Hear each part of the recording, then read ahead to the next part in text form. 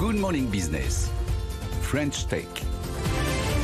Il est 6h43, une nouvelle école de formation au métier du Web3. La première promotion, ça va commencer en mars 2023, ça s'appellera la Blockchain Business School, la BBS, si ça devient célèbre, on dira la BBS.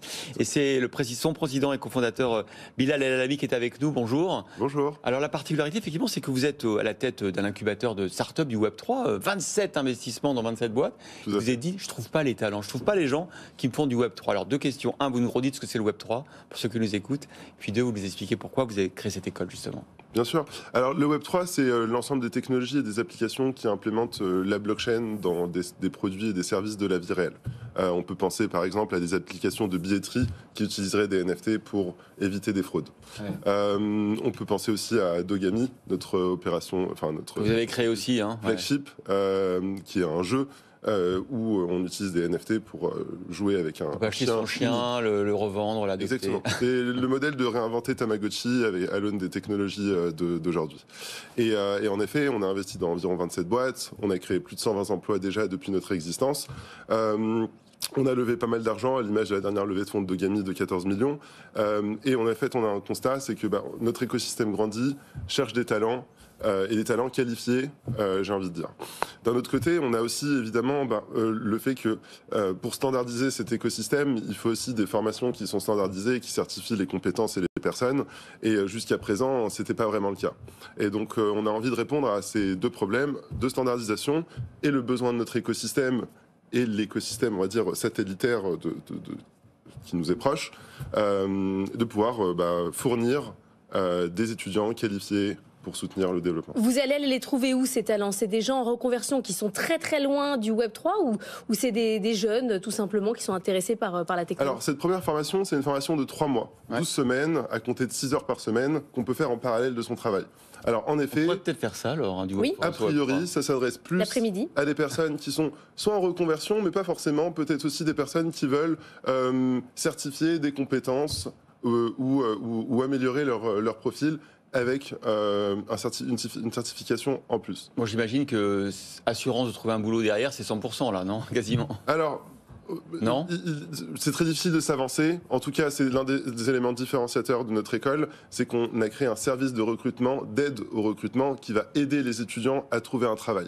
Et d'ailleurs, pour éviter de prendre trop de risques, on s'est donné l'objectif d'avoir 50 étudiants maximum par classe, afin d'avoir une approche très qualitative à la fois dans l'enseignement, mais aussi pour maximiser nos chances de les placer. Frédéric, pas besoin de formation pour Frédéric. Non, voilà, non, mais justement, il est né dans le Web3. Est-ce qu'il faut déjà être un développeur aguerri pour accéder à cette formation? Puis j'ai vu que dans les parcours de formation, c'est marqué à la fois technique et business. Oui. Ça veut dire la partie technique, je comprends. Partie business, ça Alors, notre constat, c'est que les applications blockchain ont besoin d'une certaine transversalité des compétences. Ça mêle très souvent finance, légal, technologie. Et donc, on a voulu créer une formation qui est à l'image des besoins du Web3, c'est-à-dire une formation pluridisciplinaire. Cette formation de 3 mois, il y a un premier mois qui a un tronc commun qui est beaucoup plus business. Et puis après, il y a 2 spécialités où on va choisir une majeure, une mineure et inversement. La majeure peut être technologique ou elle peut être beaucoup plus produit. Beaucoup plus produit, exactement. Et notre objectif, c'est d'avoir un peu plus de porosité entre ces différents profils technologiques et produits, afin que des techs comprennent un peu plus le business et que des gens un peu business comprennent un peu plus la tech, afin d'avoir des relations un peu plus efficaces. Alors la formation va coûter 4 000 €, 3 999 exactement, pour donc 12 semaines de formation. Comment on le finance? Est-ce qu'on peut utiliser son CPF? Est-ce qu'il y a des aides, des bourses? Comment ça se passe? Alors en effet, il y a les aides qui sont l'OPCO et le CPF. Pour tous les travailleurs peuvent utiliser ces crédits pour financer tout ou partie de la formation. D'accord. On a mis en place deux modèles qui permettent de récupérer des remises. La première, c'est qu'on a une liste de collections de NFT pour que les personnes expérimentent avant de venir. S'ils ont un de ces NFT, ils ont 5% de remise. Et puis, il y a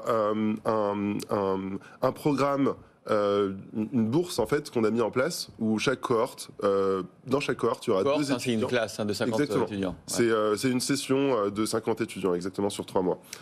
Chaque cohorte se verra offrir 2 places pour des étudiants qui viennent de milieux modestes ou qui n'ont pas les moyens de financer la formation. Dans toutes les écoles qui se créent, là, on voit quand même, on fait une formation, un métier pour que ça soit très clair, avec un salaire de sortie souvent alléchant et quand même une garantie, comme disait Christophe, d'emploi. Là, on dirait que c'est pas le cas chez vous. On sent que c'est une sorte de grande formation pédagogique pour mieux comprendre l'ensemble du Web3. C'est pas une erreur de ne pas mettre des métiers directement affiliés à la formation ?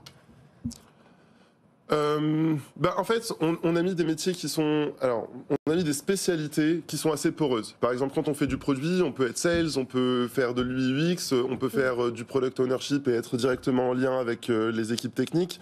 Et donc, on a voulu prendre ce pas en arrière afin de pouvoir toucher différentes sous-disciplines.